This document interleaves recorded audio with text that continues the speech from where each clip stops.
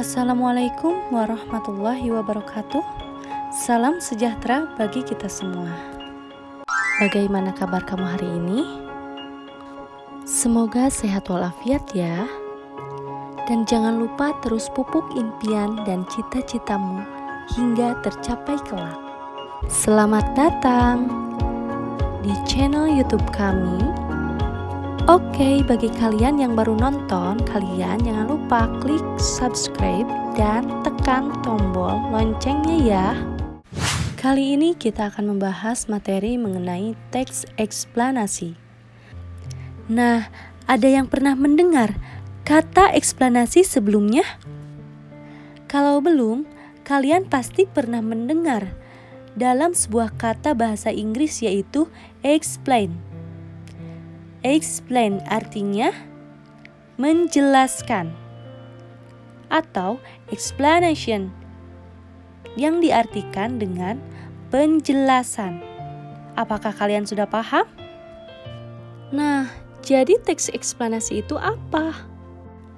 Teks eksplanasi adalah teks yang menjelaskan atau teks yang berisi tentang penjelasan.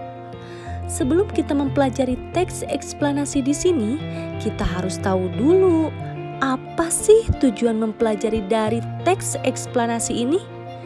Tujuannya adalah untuk mengetahui fenomena yang terjadi dan apa sebab akibat dari peristiwa itu. Nah, contohnya fenomena alam, bagaimana terjadinya hujan, bagaimana terjadinya pelangi, gerhana matahari, dan sebagainya. Dan ada pun contoh dari fenomena sosial. Kemarin di tengah pandemi corona, ada fenomena di mana kita tidak bisa membeli masker atau membeli masker dengan harga yang mahal.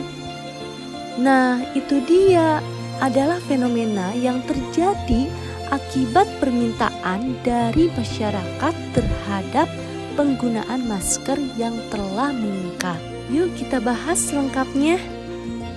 Dan adapun pengertian dari teks eksplanasi di sini adalah teks yang berisi tentang proses mengapa dan bagaimana suatu peristiwa alam, ilmu pengetahuan sosial, budaya, dan lain sebagainya yang bisa terjadi beserta sebab akibatnya. Tentu saja, teks eksplanasi ini sangat kita butuhkan di kehidupan kita sehari-hari. Maka, di bahasa Indonesia mengajarkan bagaimana sih cara membuat teks eksplanasi yang baik dan benar, yang bisa diambil manfaatnya oleh banyak orang. Oke, pengertian teks eksplanasi sudah. Nah, kita lanjutkan sekarang ke ciri-ciri dari teks eksplanasi. Nah, yang pertama yaitu memiliki struktur. Ya, ada 3 poin di sini. Yang pertama yaitu pernyataan umum, yang kedua urutan sebab akibat, dan yang ketiga adalah interpretasi. Kita lanjutkan ke ciri-ciri dari teks eksplanasi. Yang kedua adalah informasi yang dibuat berdasarkan fakta. Nah, jadi karena kita ingin menjelaskan sesuatu itu harus dengan apa adanya dan harus dengan fakta. Nah, begitu ya.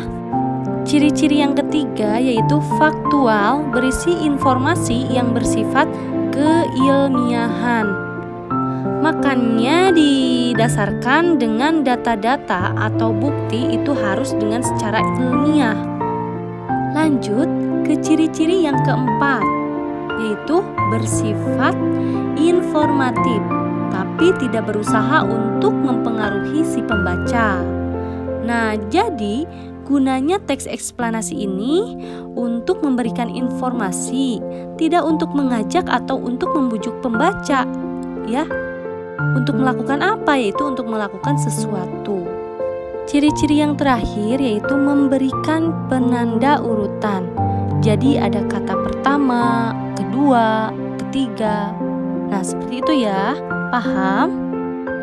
Adapun struktur dari teks eksplanasi ada 3 poin. Yang pertama yaitu pernyataan umum berisi tentang topik atau materi yang ingin disampaikan dalam teks tersebut. Nah, jadi pernyataan umum itu seperti pembuka. Misalnya, gerhana matahari itu apa? Atau fenomena masyarakat berlomba-lomba untuk membeli sesuatu. Nah, jadi harus dijelaskan dulu. Dan di dalam pernyataan umum ini, kita harus bisa mendefinisikan terlebih dahulu. Struktur yang kedua yaitu deretan sebab akibat. Nah, akan dituliskan mengapa dan bagaimana sebuah fenomena itu bisa terjadi dan bagaimana sebab akibatnya. Selanjutnya, struktur yang ketiga yaitu interpretasi. Ya, struktur penutup. Dari teks eksplanasi yang berisi tentang kesimpulan yang mengenai topik yang sudah dijelaskan. Nah, itu tadi struktur dari teks eksplanasi. Selanjutnya adalah kaidah kebahasaan dari teks eksplanasi. Yang pertama, fokus pada hal yang umum.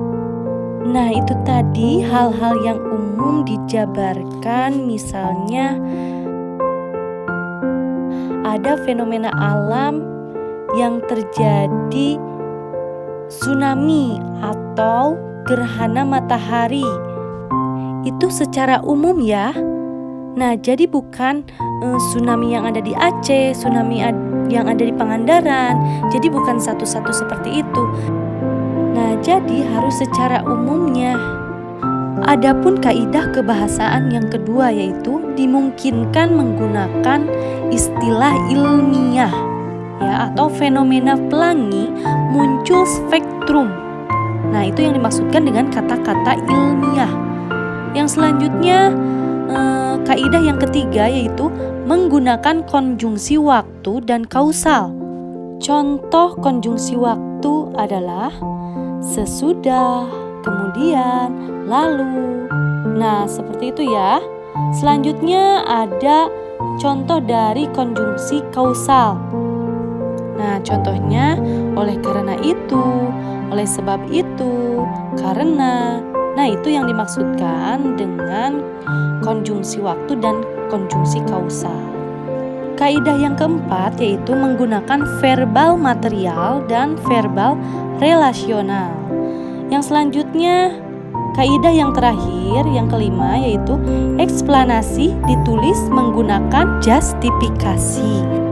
Sehingga sesuatu yang diterangkan secara kausal atau sebab akibat tersebut benar adanya. Nah, itu tadi penjelasan saya mengenai teks eksplanasi.